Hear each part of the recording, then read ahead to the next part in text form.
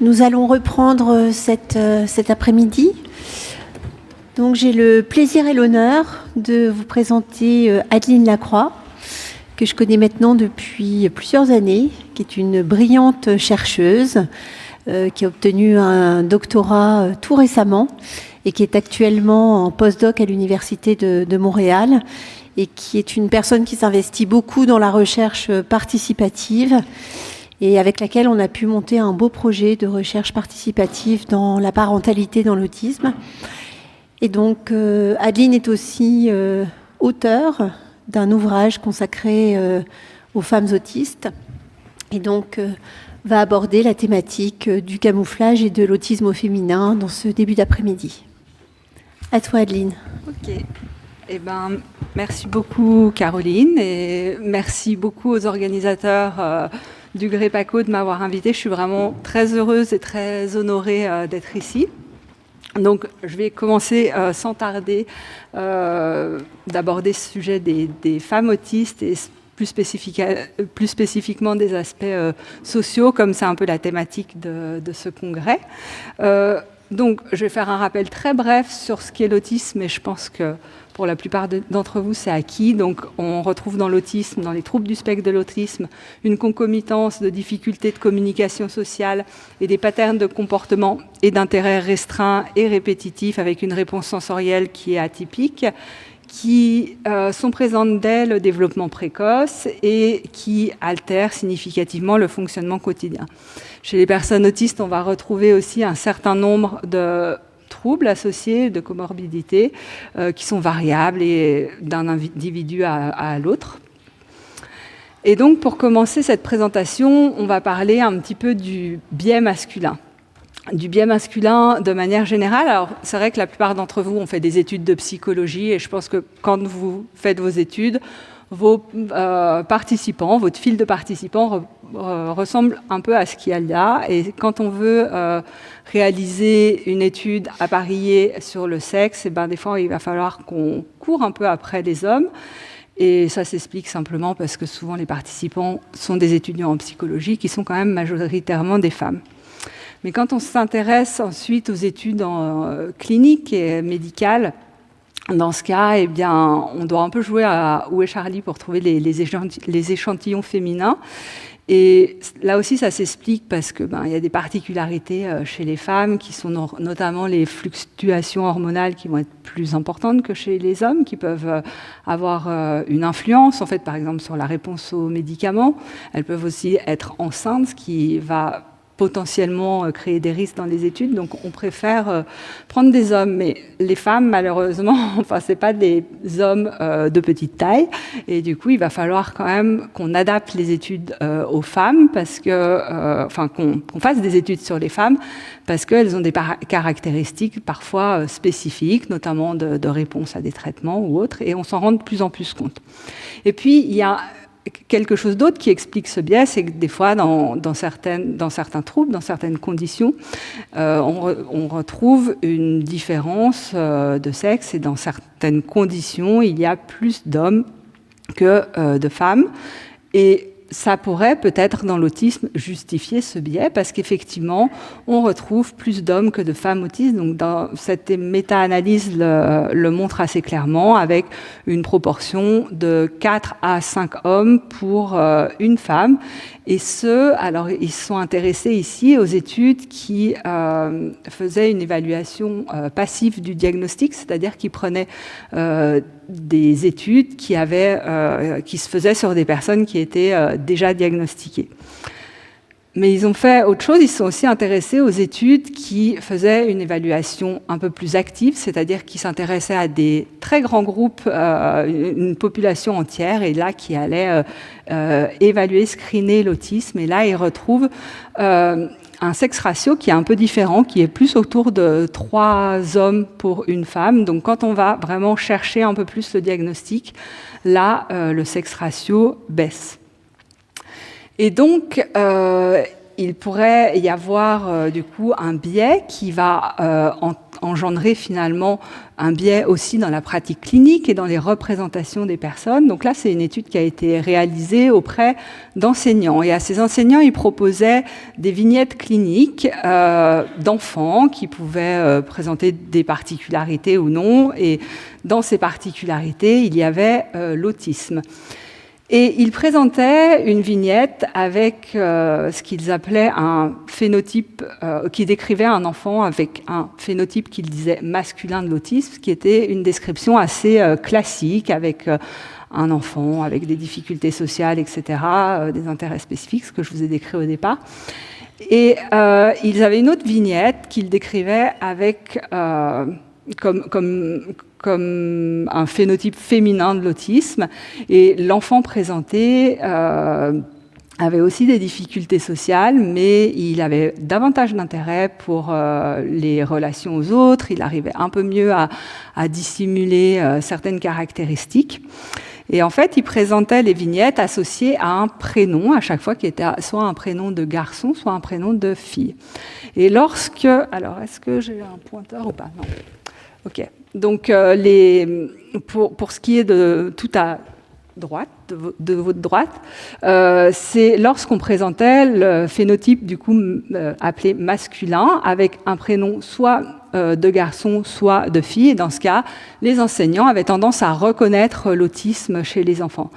Et lorsque on présentait ensuite la vignette avec un phénotype plutôt féminin, lorsque le garçon était masculin, les enseignants reconnaissaient aussi l'autisme chez l'enfant, mais lorsque le prénom était féminin, les enseignants avaient moins tendance à dire que l'enfant pouvait être autiste. Donc ce qu'on voit, c'est vraiment un biais lié au sexe et au genre, lié aux représentations des personnes, puisque finalement, avec la même vignette clinique, les personnes vont moins penser à l'autisme lorsque le prénom est féminin. Et ce biais, il se traduit vraiment dans ce qu'on peut observer dans les témoignages des personnes.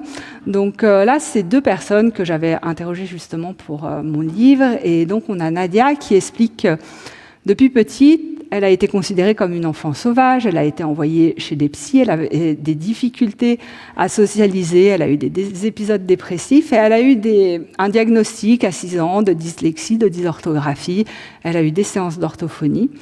Et en fait, lorsqu'elle a été chez des psychologues, que ses parents l'ont amenée, ils pensaient qu'elle pouvait être autiste parce qu'elle avait un frère qui avait reçu un diagnostic d'autisme et dont les caractéristiques étaient assez similaires aux siennes. Elle avait aussi eu un cousin qui avait reçu ce diagnostic. Et les psychiatres lui ont dit que non, ce n'était pas possible qu'elle soit autiste. Enfin, lui ont dit à ses parents que ce n'était pas possible qu'elle soit autiste parce que c'était une fille. Donc, elle a finalement reçu un diagnostic, mais à 29 ans. Donc, sachant qu'elle a vu des psys depuis l'âge de 6 ans, ça fait quand même un certain délai, même avant.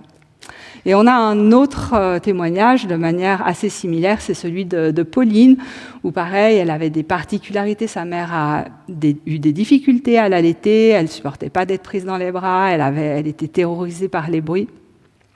Et donc, vers l'âge de 10 ans, elle a eu un diagnostic de dysharmonie psychotique avec troubles du comportement et de la personnalité. Mais c'est du coup qu'à l'âge de 23 ans qu'elle a eu un diagnostic de syndrome d'Asperger. Et c'est pourtant une personne, parce que je la connais assez bien, qui a des caractéristiques qui sont, je dirais, assez typiques, qui est assez visible malgré tout. Et ce retard de diagnostic, en fait, il se traduit vraiment dans les études, donc sur des études de population où on voit en fait que chez les enfants, le sexe ratio, il est plus élevé, ici de nouveau de 4 à 5 garçons pour une fille, alors qu'à l'âge adulte, il est plus faible, puisque avec l'âge, certaines femmes arrivent néanmoins à se faire diagnostiquer. Et ce qu'on a vu dans les témoignages aussi, c'est les autres diagnostics qui ont été posés. Donc effectivement, chez ces femmes, il y a souvent d'autres diagnostics qui sont posés, qui sont soit des mauvais diagnostics, soit des comorbidités qui passent un petit peu au premier plan. Donc ça, c'est aussi une étude faite sur une population et qui montre que les femmes, de manière générale, les jeunes filles, enfin c'était des jeunes filles, ont davantage tendance que les garçons à avoir reçu un diagnostic avant leur diagnostic d'autisme. Et c'est surtout des diagnostics de troubles affectifs, de troubles anxieux, de stress et aussi de troubles du comportement alimentaire. Donc, pourquoi ces femmes sont moins diagnostiquées? Donc, on a vu qu'il y avait ce potentiel biais lié au sexe et au genre et aux représentations. Et puis, il y a aussi un profil clinique qui est parfois un petit peu plus nuancé que chez les garçons et qui va être moins visible. Donc, je ne pourrais pas le détailler entièrement. Et en rapport avec la journée, je vais me focaliser sur certains aspects sociaux. Et cette méta-analyse montre que, effectivement, les femmes autistes, les jeunes filles et les femmes autistes vont avoir de meilleures capacités socio-communicationnelles que les garçons, donc dans l'enfance, à l'adolescence et à l'âge adulte.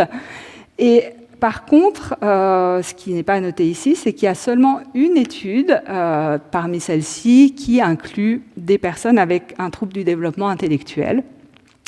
Et donc, cette autre méta-analyse retrouve la même chose chez les personnes qui n'ont pas de trouble du développement intellectuel.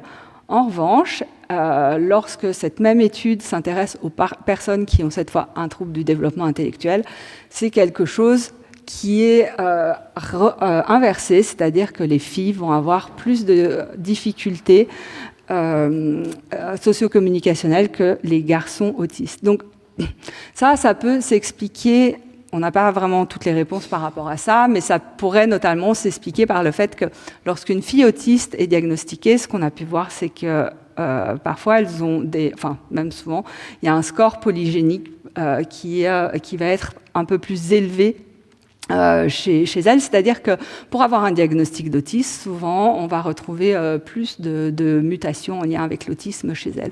Et donc l'ensemble de ces mutations pourrait aussi favoriser d'autres troubles comme le trouble du développement intellectuel. Et donc, pour ce qui est des meilleures capacités socio-communicationnelles, parce que les personnes sans trouble du développement intellectuel représentent quand même la majorité, environ 70% des personnes autistes, et il y a malheureusement aussi moins d'études sur les personnes avec troubles du développement intellectuel. Donc on va se focaliser un peu plus sur celles qui n'en ont pas et donc sur les spécificités socio-communicationnelles, enfin surtout sociales, qu'on va retrouver. Et donc, on retrouve des spécificités dans l'attention sociale qui a souvent été évaluée avec des procédures utilisant l'eye tracking. Et donc, on a l'équipe de Claire Harrop qui a fait pas mal d'études. Donc, je vais vous en présenter une, mais les autres ont des résultats relativement similaires. Donc, il présentait des personnes qui jouaient soit ensemble, soit séparément. Donc, quand c'était séparément, c'était la condition qu'ils appelaient socialement pauvre, et quand les personnes interagissaient, jouaient ensemble, c'était la condition qu'ils appelaient socialement riche. Et ce qu'ils observent par rapport à la proportion de temps, enfin de regard adressé au visage des enfants, alors déjà, on voit... vous voyez peut-être pas très bien ce qui est écrit, mais on voit un peu toujours cette courbe. Et en fait, toujours sur la gauche, on a les hommes autistes, puis les femmes autistes, puis les hommes non autistes et les femmes non autistes.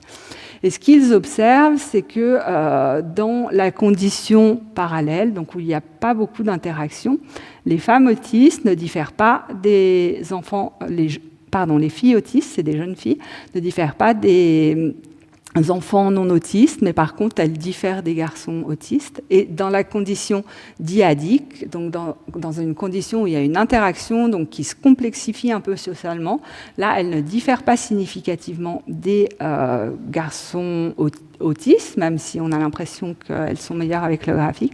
Et par contre, voilà, elles diffèrent des filles non autistes. Donc on voit qu'il y a quand même des difficultés qui sont là, mais qui sont effectivement un peu moins marquées que celles des garçons. Et quand en situation pas trop complexe, en général, elles vont arriver à peut-être bien donner le change et avoir une réponse qui est assez typique de ce qu'on pourrait attendre. Et en revanche, il peut y avoir plus de difficultés qui émergent lorsque la situation se complexifie. Et, on retrouve des résultats très similaires chez les adultes, en fait. Déjà, on retrouve la même courbe comme ça sur les résultats. Et en fait, ce qu'ils observent, donc là, les chercheurs, ils ont étudié à la fois la réponse, la proportion de temps accordé au visage, à la fois de manière générale et ensuite à la fois de manière dynamique. Donc comment ça se déroule dans le temps de la vidéo. À chaque fois, pardon, ce sont des vidéos, hein, j'ai oublié de le préciser. Et donc, sur la proportion de temps passé à regarder les visages, donc les femmes autistes diffèrent des femmes non autistes, les hommes autistes diffèrent des hommes non autistes. Et par contre, sur la réponse dynamique, là, les femmes autistes ne diffèrent pas forcément, enfin, ne diffèrent pas des femmes non autistes. Donc là aussi, il y a quelque chose d'un peu atypique. Elles n'ont pas le même pattern en fait d'attention au visage que les femmes non autistes, mais elles sont quand même un peu plus typiques de ce qu'on peut attendre par rapport à l'attention portée au visage. Et oui. Et donc, en fait, la différence, parce que les garçons, eux, diffèrent, les garçons autistes, les hommes autistes, pardon, diffèrent, eux, dans leur réponse dynamique. Et ce qu'ils suggèrent, les auteurs, c'est que, en fait, les hommes autistes auraient peut-être plus de mal à prendre en compte les informations contextuelles et c'est pour ça que leur réponse dynamique différait. Mais c'est pas vraiment ce qu'ils testent. Et nous, on a été étudier un petit peu la compréhension des stimuli socio-émotionnels en contexte. Donc on a fait aussi une étude chez des adultes autistes. Et là, je sais pas si vous voyez bien, mais on a présenté un visage d'abord sans son contexte. Donc là, on a l'impression, si vous voyez à peu près, que ce monsieur n'a pas l'air vraiment très heureux. Il a la bouche ouverte, enfin, il a l'air d'être peut-être en situation de souffrance ou je ne sais pas. Et donc, les participants devaient faire une évaluation de la valence émotionnelle et ensuite, tout de suite après, on présentait l'image avec son contexte et ils devaient réévaluer la valence émotionnelle. Et en réalité, dans la seconde image, on voit que le monsieur en question porte un bébé, il y a quelqu'un qui prend une photo. Donc, a priori, c'est peut-être une naissance, c'est peut-être quelque chose qui est plutôt positif. Et ce qui va demander aux participants, du coup, de changer l'évaluation qu'il avait fait au départ et de faire preuve, finalement, de flexibilité pour réadapter son évaluation au contexte. Donc, on avait deux conditions, hein, une condition où il y avait effectivement un changement lié au contexte et une autre condition où il n'y avait pas forcément de changement de la valence. L'image avec le contexte venait appuyer la première évaluation de la valence. Et ce qu'on a trouvé ici, c'est que donc sur la proportion de réponses correctes, il n'y avait pas de différence entre hommes et femmes autistes, mais sur le temps de réaction, on voyait que finalement, les femmes autistes arrivaient plus rapidement à réévaluer leur évaluation et en donnant une réponse correcte par rapport à ce qui était attendu. On a aussi étudié ça en enlevant l'aspect social avec des stimuli qui sont émotionnels mais pas nécessairement sociaux. Et ce qu'on a trouvé ici, c'est que donc on a sur la proportion de réponses correctes, on a trouvé la même chose sur les stimuli non sociaux qui avaient donc des difficultés hein, chez les personnes autistes. Mais en revanche, en situation non sociale, les femmes autistes arrivaient mieux à réaliser une évaluation émotionnelle que les hommes autistes. Donc ce qu'on voit ici, avec ce que je vous ai présenté avant et ici, c'est qu'il semble y avoir de manière générale une attention sociale un peu plus normalisée chez les femmes autistes, une compréhension des stimuli sociaux, émotionnels aussi qui peut être un petit peu plus normalisée, même si elle diffère à chaque fois des personnes non autistes et notamment des femmes non autistes. Et comme souvent les stimuli là, que je vous ai présentés impliquent des visages, on a cherché à savoir un petit peu plus quelle pouvaient être les mécanismes neurophysiologiques sous-jacents à certaines des différences qu'on peut observer. Donc, pour étudier ça, je regarde juste un peu l'heure. Ok. Pour étudier ça, on s'est basé sur un modèle de la perception visuelle qui est le modèle de Barr, qui est appliqué aux objets et aux scènes visuelles assez largement, mais qui pourrait s'étendre au visage.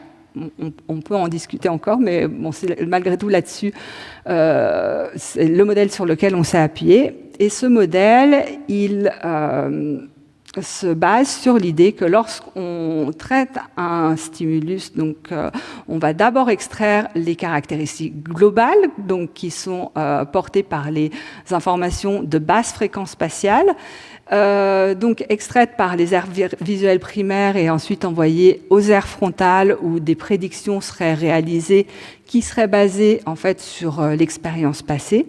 Et ces prédictions seraient ensuite renvoyées aux aires visuelles primaires et aux aires inférotemporales afin de guider le traitement des détails, des informations plus fines portées du coup par les hautes fréquences spatiales et donc de faciliter un petit peu la reconnaissance visuelle. Donc ce qu'il faut retenir ici, c'est l'idée de prédictions qui sont basées sur les informations globales issues des basses fréquences spatiales. Et dans l'autisme, on suppose qu'il pourrait y avoir des particularités de ce traitement prédictif issu des basses fréquences spatiales en lien avec deux théories. D'une part, on a la théorie du surfonctionnement perceptif qui indique que les personnes autistes, elles ont plutôt tendance perceptivement à se focaliser sur les détails ou à avoir des difficultés à traiter l'information de manière globale. Et on a plus récemment les théories du predictive coding qui suggèrent que les personnes autistes pourraient avoir des difficultés à faire des prédictions. Et en fait, ce modèle de perception, de la perception visuelle, il permettait assez bien de se faire se rencontrer ces deux théories et de le tester dans le cadre de l'autisme. Donc nous, pour le tester, on a utilisé l'électroencéphalographie et on a fait un paradigme Oddball, donc dans lequel on présentait un visage standard, neutre, non filtré, de manière répétitive. Et de temps en temps, on présentait un stimulus déviant qui était filtré soit en basse fréquence, soit en haute fréquence. Et ensuite, de nouveau, un stimulus standard et une cible qui était un visage toujours le même, mais légèrement coloré, qui était seulement là pour maintenir l'attention des participants. Et donc, nous, ce qu'on y étudiait, donc je pense que voilà, la plupart d'entre vous sont familiarisés avec ce type de paradigme, mais le stimulus standard va entraîner finalement une prédiction par rapport, donc le cerveau va se dire, ben voilà, l'image suivante, ça sera toujours pareil, et lorsqu'il y a un stimulus qui est déviant, eh bien, il y aura une réponse cérébrale particulière, et lorsqu'on soustrait cette réponse à la réponse au stimuli standard, on va obtenir l'onde visuelle de mismatch negativity. Et donc, c'est ça qui nous intéressait dans ce protocole-là. Et donc, on s'attendait aux choses suivantes. Donc, si les informations de basse fréquence permettent de faire des prédictions, chez les personnes non autistes, du coup, lorsque on a un stimulus déviant qui contient uniquement les basses fréquences, logiquement, ça ne devrait pas être forcément très attendu puisque les prédictions sont basées sur ces basses fréquences. Donc, les basses fréquences ne devraient pas générer une erreur des prédictions très importante par rapport aux hautes fréquences qui, elles, devraient générer une erreur de prédiction beaucoup plus importante. Donc ça, c'est ce qu'on attend de manière typique chez les personnes non autistes. En revanche, si les personnes autistes ont des difficultés, alors j'ai oublié de préciser, mais on l'attendait en 2 déflexions parce que c'est souvent ce qu'on observe dans la réponse de mismatch au visage. Ensuite, si les personnes autistes s'appuient moins sur des prédictions issues des basses fréquences, si elles ont des difficultés par rapport à ça ou des particularités par rapport à ça, eh bien, logiquement, la différence entre la réponse de mismatch aux basses fréquences et celle qui correspond aux hautes fréquences devrait être réduite chez elles par rapport à ce qu'on trouve chez les personnes non autistes. Et ensuite, par rapport aux femmes autistes, si elles ont une réponse qui est un peu plus normalisée de manière générale, souvent on trouve chez elles un profil un peu intermédiaire, et bien là aussi on s'est dit peut-être que leur réponse cérébrale, elle va être aussi peut-être un peu intermédiaire. Et ce qu'on trouve donc chez les personnes non autistes, ce qu'on trouve, ça correspond assez bien à nos prédictions, puisqu'effectivement, que ce soit chez les hommes ou chez les femmes, on trouve une différence significative dans la réponse de mismatch aux basses et aux hautes fréquences, avec une réponse de mismatch aux basses fréquences qui est moins importante que celle pour les hautes fréquences. Même si ça peut paraître un peu moins important chez les femmes, ça reste significatif. Et chez les personnes autistes, eh ben, de nouveau, on trouve une réponse... ben voilà, j'ai ça. Je vais faire comme ça. Du coup, dans la deuxième fenêtre temporelle, alors chez les hommes, que ce soit dans la deuxième fenêtre temporelle ou dans la première fenêtre temporelle, on va retrouver ce qu'on avait prédit, c'est-à-dire une réponse de mismatch qui est réduite entre les hautes et les basses fréquences par rapport à ce qu'on trouve chez les personnes non autistes. En revanche, chez les femmes, le schéma il est un peu différent. C'est qu'on retrouve une réponse de mismatch réduite seulement dans la deuxième fenêtre temporelle, alors que ce n'est pas le cas dans la première fenêtre temporelle. Donc on trouve bien un profil intermédiaire. C'est pas exactement peut-être celui qu'on attendait, mais en tout cas il est quand même intermédiaire et il se base sur ces deux fenêtres temporelles. Alors on pourrait se demander à quoi ça correspond ces deux fenêtres temporelles. On n'a pas complètement la réponse, mais il est possible que la première fenêtre temporelle, selon ce qu'il y a dans la littérature, pourrait correspondre plutôt à des traitements un petit peu plus bas niveau sur les visages, et que la deuxième fenêtre temporelle va correspondre peut-être à un traitement un petit peu plus haut niveau. Ça pourrait être sur l'émotion, même si là ce sont des visages neutres, mais c'est ce qui est suggéré dans la littérature. Donc il peut toujours y avoir chez les femmes autistes quelque chose qui peut être un petit peu normalisé sur certains points et quand même une différence par rapport aux personnes non autistes. Et au-delà de l'attention sociale et de ce qu'on peut retrouver par rapport à ce traitement des visages, eh bien, il y a des études qui se sont intéressées aussi à des aspects, on va dire, plus motivationnels, et qui ont aussi montré des particularités dans la motivation sociale. Donc cette étude, par exemple, elle proposait un stimulus sur lequel le participant devait donner une réponse, et puis il faisait un apprentissage comme ça en fonction du feedback qu'on lui donnait, qui était soit juste soit faux. Et dans une condition, le feedback était social, donc on avait une personne avec une émotion positive ou négative, et dans une autre condition, le feedback était non social, donc il y avait toujours la personne, mais l'émotion était neutre. Et ce qu'on observe, c'est une activation du noyau accumbens lors du traitement de la récompense. Mais chez les filles autistes, cette activation, elle est accrue par rapport aux garçons autistes en conditions récompense sociale. Donc, on peut avoir quelque chose là qui est aussi différent entre filles et garçons autistes chez des enfants sur le traitement de la récompense sociale, et davantage de motivation à la récompense sociale chez elles. Puis là, tout ce que je vous présente, c'est très expérimental, mais il y a des études qui se sont intéressées aussi un peu plus à aller voir comment ça se passait sur le terrain, donc notamment dans les écoles. Donc là, c'était des écoles Adeline, on va se laisser encore 3-4 minutes. Ah, mais c'est 30 minutes du coup, j'ai mis Parce qu'il faut nous laisser le temps des questions après. Mais c'était 45. Allez, 3-4 minutes. Ok, alors ça va pas du tout. Mais du coup, ok. Bon, alors, ok. Donc, sur l'inclusion sociale, il y avait des études qui ont montré... Bon, du coup, je parlerai probablement pas du camouflage, malheureusement, parce que j'aurais pas trop le temps. C'était pas du tout prévu comme ça. Donc, sur l'inclusion sociale...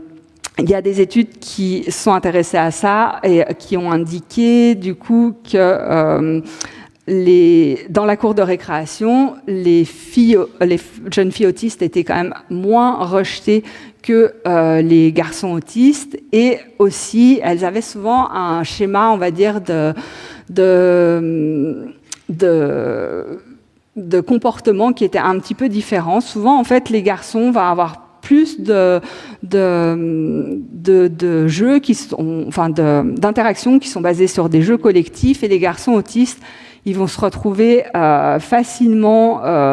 plus facilement sur des jeux solitaires, et ça va être plus facilement visible chez eux. Et alors que dans la cour de récréation, chez les filles, on va davantage voir de jeux où il y a des petites interactions entre elles, et les filles autistes, elles vont se retrouver souvent à côté d'elles, pas nécessairement en interaction, mais souvent à côté, mais ce qui va donner l'impression qu'elles sont plus intégrées. Et les auteurs soulignent que du coup, les challenges sociaux des filles autistes sont du coup souvent un peu moins visibles, parce qu'elles se retrouvent comme ça un peu mieux intégrées, et que du coup, c'est ce ils suggèrent à ce moment-là que c'est déjà un peu une sorte de camouflage. Et donc le camouflage, c'est la notion que je voulais aborder, que j'aurais pas le temps de beaucoup aborder. Mais le camouflage, donc, c'est le fait de dissimuler un peu son autisme en contexte social. Donc c'est par des techniques qui sont soit développées par la personne, soit de manière pas forcément visible. Par exemple, dans la cour de récréation, comme ça, si les filles sont avec d'autres filles, parfois c'est par une volonté de s'intégrer, peut-être donc par ces différences de motivation sociale, mais elles n'y arrivent pas forcément. Et donc, cette notion de camouflage, le fait de le fait de dissimuler son autisme en contexte social, est une notion qui est qui a pu être controversée, notamment parce que c'est un terme polysémique avec une opérationnalisation qui est très variable. Mais cette controverse soulevée du coup par Eric Fonbonne a aussi une réponse par d'autres chercheurs qui soulignent que certes, il y a un travail qui doit être fait sur l'opérationnalisation, mais que c'est quand même une notion qui est beaucoup retrouvée chez les personnes autistes quand on les interroge sur leur vécu, et que l'on peut quand même mesurer de certaines manières, même s'il y a un travail qui a à faire là-dessus. Et donc, là, c'est une étude qui a été faite sur les mesures, donc je ne vais pas trop détailler, mais effectivement, l'ensemble des mesures n'ont en général pas de très bonne qualité psychométrique. La meilleure, c'est ce qui est utilisé le plus souvent, c'est le 4Q, qui est un questionnaire de camouflage auto-rapporté, mais qui reste pas excellent au niveau de ses qualités psychométriques. Et ce qu'ils soulignaient, les chercheurs avant, c'était aussi l'importance de différencier dans l'autisme, ce que recouvrait le camouflage dans l'autisme, de ce qu'il pouvait recouvrir aussi chez des personnes non autistes qui pouvaient avoir tendance à finalement jouer parfois un jeu social pour aussi s'intégrer, mais peut-être que chez les personnes autistes, les fondations neurocognitives et les motivations vont être différentes, et surtout le retentissement, les conséquences vont être vraiment différentes, notamment en termes de santé mentale, puisqu'il peut y avoir vraiment pas mal de conséquences à ce niveau, donc qui est noté dans certaines études en lien avec la relation qu'on a trouvée entre la corrélation qu'on trouve entre le camouflage et les scores de dépression et d'anxiété, et de stress également, et ce qui est cette corrélation, elle est plus importante chez les femmes, et donc on retrouve un camouflage qui, même s'il n'est pas l'apanage des filles et femmes autistes, est plus présent en général chez les femmes, et va effectivement avoir des répercussions sur la santé mentale. Donc nous, on a fait récemment une revue sur la santé mentale des femmes autistes. Donc on retrouve effectivement beaucoup plus de problèmes de santé mentale chez les femmes autistes. Donc tout ce qui est en violet, c'est là où les femmes autistes ont une prévalence plus importante que les hommes autistes. Donc pour ce qui est de l'anxiété, des troubles affectifs, des troubles de l'alimentation, etc., il y a plus de femmes autistes que d'hommes autistes qui ont ces problèmes. Et la prévalence chez les femmes, elle est écrite ici. Et on retrouve dans cette revue, donc qui a été réalisée sur plus de 200 articles, une contribution sociale qui peut avoir un impact effectivement sur cette santé mentale, mais aussi des contributions biologiques et des facteurs qui vont venir moduler cette santé mentale, donc que je ne vais pas détailler du coup parce qu'il me reste plus trop de temps. Et l'idée, c'est quand même de pouvoir... Alors, il n'y a pas beaucoup encore de thérapies qui sont développées pour accompagner ces problèmes de santé mentale, mais de plus en plus, il y en a qui vont commencer à se développer, mais il va être vraiment important de faire en sorte que ces thérapies soient informées par les spécificités de l'autisme et adaptées du coup à chaque individu et qu'elles soient abordables, parce que le problème des personnes autistes, c'est que souvent elles ont elles vont se retrouver en difficulté pour pouvoir accéder à ces thérapies en termes de financiers tout simplement. Et donc juste pour revenir à ce que j'avais dit au début, c'est qu'un des facteurs qui module et qui va avoir un impact négatif sur cette mentale, c'est bien sûr le diagnostic retardé chez les femmes. Donc c'est aussi pour ça qu'il est vraiment nécessaire de repérer ces difficultés, dont certaines dont on a parlé, et d'autres dont on n'a pas parlé aujourd'hui. Donc, est-ce qu'il y a un phénotype féminin de l'autisme? Pas vraiment, mais il y a quand même une présentation de l'autisme qui va être modulée par le sexe, qui est de plus en plus reconnue, en tout cas, dans le DSM-5, il y a maintenant des manifestations spécifiques des femmes qui sont reconnues.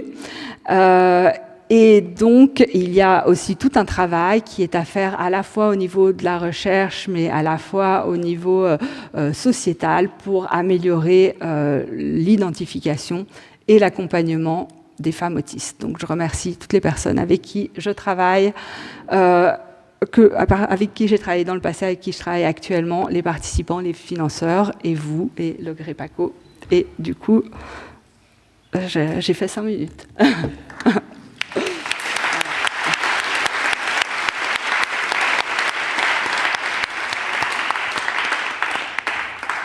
Alors, merci beaucoup Adeline pour cette très brillante présentation et puis pardon d'avoir accéléré un petit peu parce que je voulais qu'on se laisse la place aux questions vraiment pour échanger avec toi parce que je trouve que c'est extrêmement riche de t'avoir parmi nous et puis de pouvoir laisser les questions sur cette thématique. Est-ce qu'il y a des questions dans la salle? Oui. Là-bas. Oui. Est-ce qu'il y a des...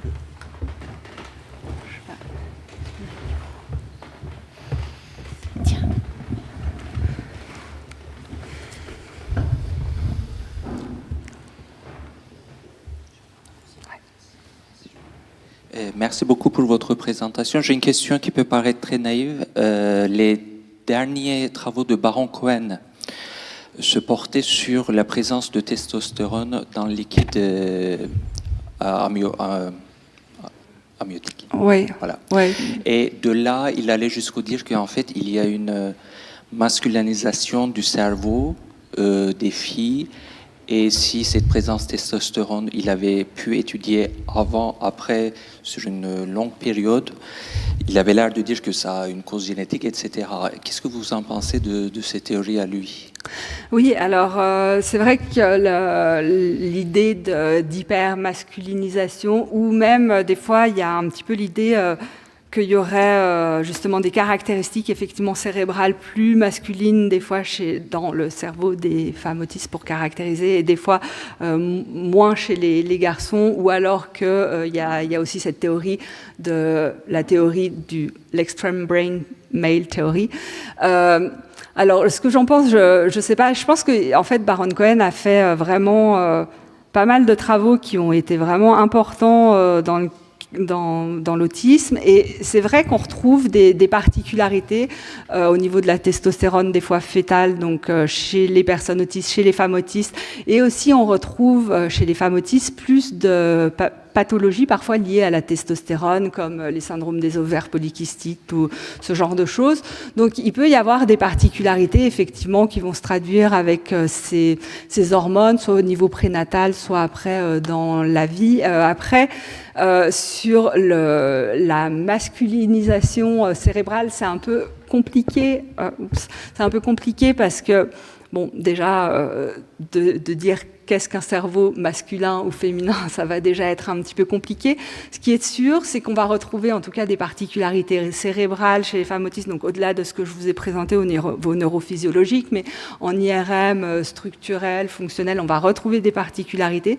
Souvent, on va retrouver des différences avec les garçons, mais c'est très compliqué d'avoir un statement fort par rapport à ça aussi, parce que l'autisme est très hétérogène, donc on va aussi retrouver beaucoup d'hétérogénéité dans ces variations cérébrales. Et d'ailleurs, un de mes objectifs de mon postdoc actuel, c'est aussi de travailler un peu sur des grandes bases de données pour voir un petit peu si on peut observer aussi des sous-groupes au niveau de certaines caractéristiques cérébrales qui pourraient se corréler avec certaines caractéristiques cliniques. Donc là, sur des grands échantillons, et en essayant de voir s'il y a des différences à ce niveau-là entre hommes et femmes. Donc j'ai été un peu loin dans la réponse. Mais... D'autres questions ? Oui, je vous en prie.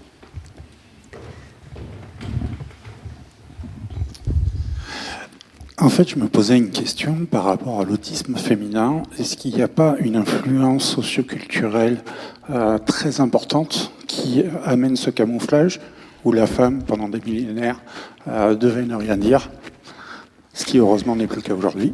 Oui. Oui, bien sûr, merci pour la question. C'est vrai qu'on n'a pas abordé d'où venaient les différences. Et effectivement, autant il peut-être y avoir des différences qui peuvent s'expliquer par certains aspects biologiques qui sont encore à identifier, mais il y a bien sûr des différences qui vont s'expliquer par des aspects socioculturels et le fait que la femme, elle va avoir une éducation qui est plus portée sur l'autre, plus portée peut-être aussi à moins exprimer certaines choses et bien sûr que ça va avoir une influence à la fois sur les caractéristiques que présentent les jeunes filles et les femmes et à la fois sur cette notion de camouflage.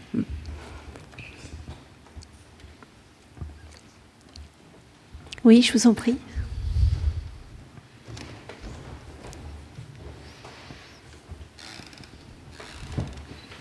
Merci pour cette présentation. Tu m'entends ? Oui. Alors j'avais une question par rapport au camouflage. Peut-être que j'ai mal compris ta présentation, mais je ne comprenais pas pourquoi ça pouvait influencer la santé mentale. C'est bien ça que tu disais? Oui. Alors, merci, du coup, ça me permet d'aborder ce sujet. Donc, en fait, les stratégies de camouflage, elles sont souvent mises en œuvre à un certain coût. C'est-à-dire que si on fait des efforts constamment pour essayer de s'intégrer aux autres, efforts qui sont en plus pas toujours nécessairement productifs, c'est-à-dire que des fois, il y a des femmes qui vont faire des efforts, mais elles vont malgré tout pas arriver à s'intégrer, ou des fois, elles arrivent à s'intégrer, mais en fait, c'est un coût, c'est-à-dire que ce qui est plus ou moins naturel pour certains, il va y avoir un énorme coût, par exemple pour les femmes autistes. Là, j'ai pas parlé essentiellement des aspects sociaux, mais par exemple, pour un aspect social, au lieu d'intégrer directement les informations sociales comme pourraient le faire des personnes non autistes, là, il va y avoir toujours une réflexion en interaction sur comment se comporter. Il va falloir que je regarde dans les yeux parce que chez moi, c'est pas naturel. Ensuite, il faut que je me concentre sur le propos. Et tout un tas de processus mentaux qui vont se mettre en œuvre et qui vont avoir un coût cognitif. Et ça va être aussi en même temps devoir gérer, par exemple, les difficultés sensorielles. Il y a l'environnement autour qui est bruyant, des conversations multiples ou quoi que ce soit.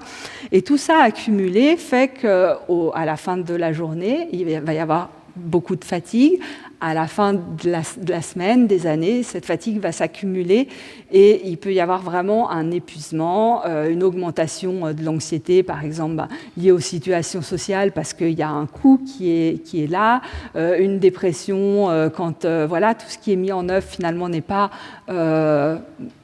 n'accomplit pas ne donne pas les résultats attendus par rapport aux efforts qui sont fournis.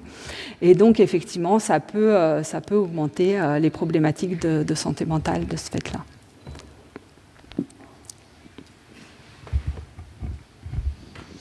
Alors, une question que j'avais déjà posée à la dame qui se trouve à votre droite. Est-ce qu'on est en mesure de faire une cartographie des maladies et des troubles de santé mentale? Parce qu'en fait, je me suis aperçu que certaines personnes qui avaient de la dépression, de l'anxiété, etc., se faisaient des autodiagnostics d'autisme, notamment chez les femmes. Oui, c'est une question intéressante. Alors moi, je ne suis pas psychiatre, donc effectivement, peut-être Caroline, elle est plus à même de répondre que moi. Je pense qu'effectivement, il y a souvent des problématiques qui se chevauchent et il y a des personnes qui aussi peuvent avoir des problématiques autres que l'autisme, mais qui peuvent aussi ressembler à un trouble du spectre de l'autisme.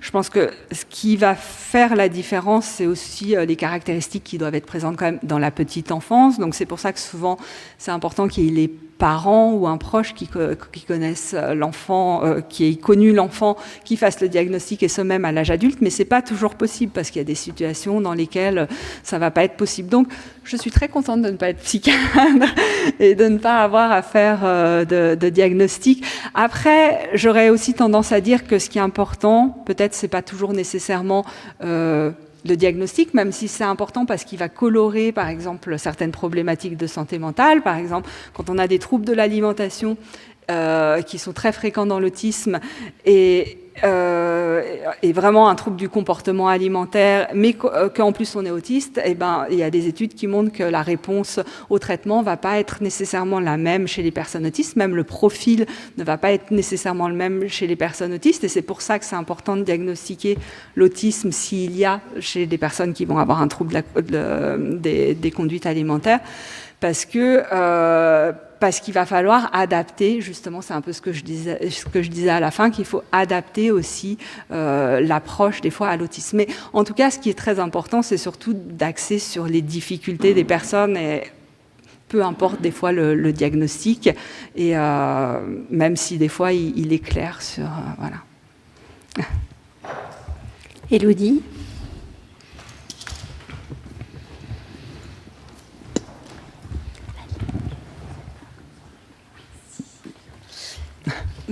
Merci beaucoup Adeline pour ta présentation.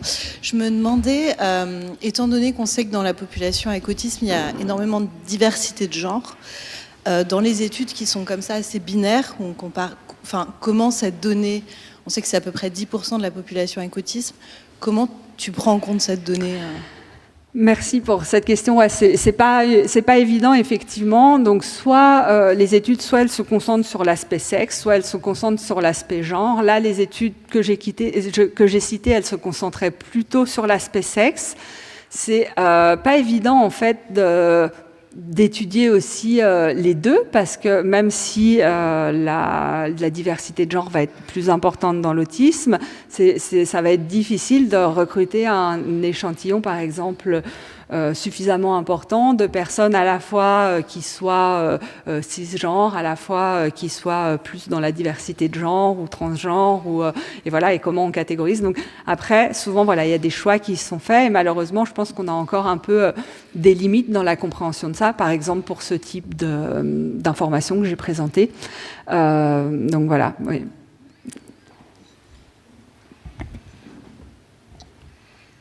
Alors moi j'avais une question pour toi, Adeline. Comme tu le sais, il y a une comorbidité importante entre le TSA et le TDAH. Dans le TDAH au féminin, il y a aussi un certain nombre de particularités, notamment plus de formes inattentives et moins de troubles du comportement externalisés. Est-ce qu'à ton avis, en raison de la fréquence de cette comorbidité, c'est peut-être aussi une des explications du moindre diagnostic chez les femmes, parce que parfois le point d'appel, c'est aussi les troubles du comportement et le TDAH qui amènent dans un second temps un diagnostic d'autisme.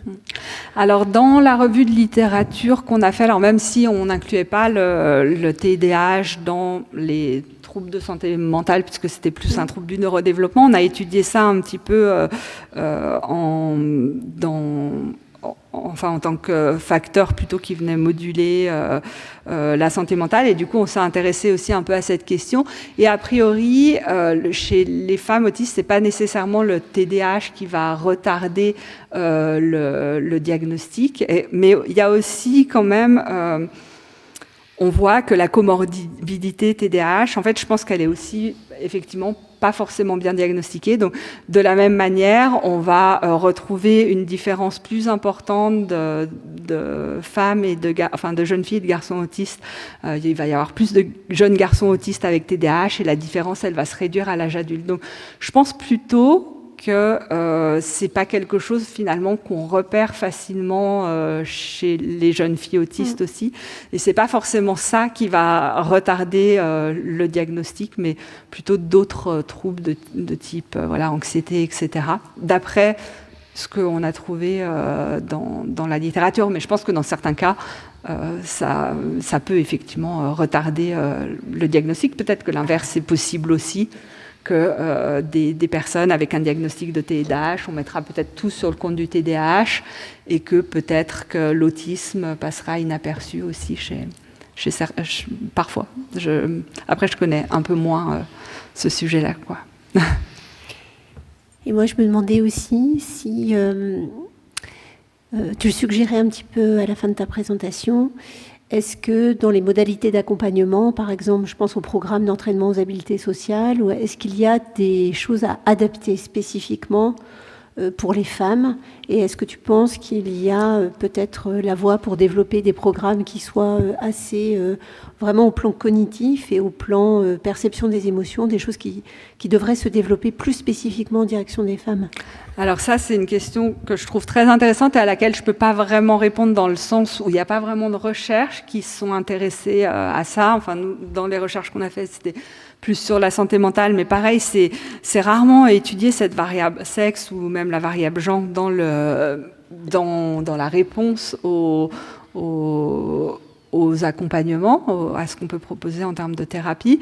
Mais je pense qu'effectivement, comme les profils différents, il va y avoir, comme les profils sont différents, les besoins sont probablement peut-être un petit peu différents, et il va y avoir des adaptations qui vont devoir être faites. Par exemple, dans une autre particularité, au-delà des habiletés sociales, c'est qu'on va retrouver par exemple plus de difficultés de régulation émotionnelle chez les femmes autistes, et donc peut-être qu'il y a des thérapies qui vont devoir un peu plus s'orienter là-dessus chez elles. Après, c'est bien sûr à adapter selon chaque personne. Mais là, nous, justement, aussi au CAMH, on essaye de développer, alors plutôt chez des adultes, mais d'adapter, en fait, de faire un protocole où on va essayer d'adapter avec des personnes autistes la thérapie dialectique et comportementale, donc qui inclut cette composante régulation émotionnelle à l'autisme. Et pas que chez les femmes, du coup, mais à l'autisme de manière générale. Parce que, ouais, je m'arrête. Merci beaucoup, Adeline, pour la présentation. Merci, Caroline, pour la modération.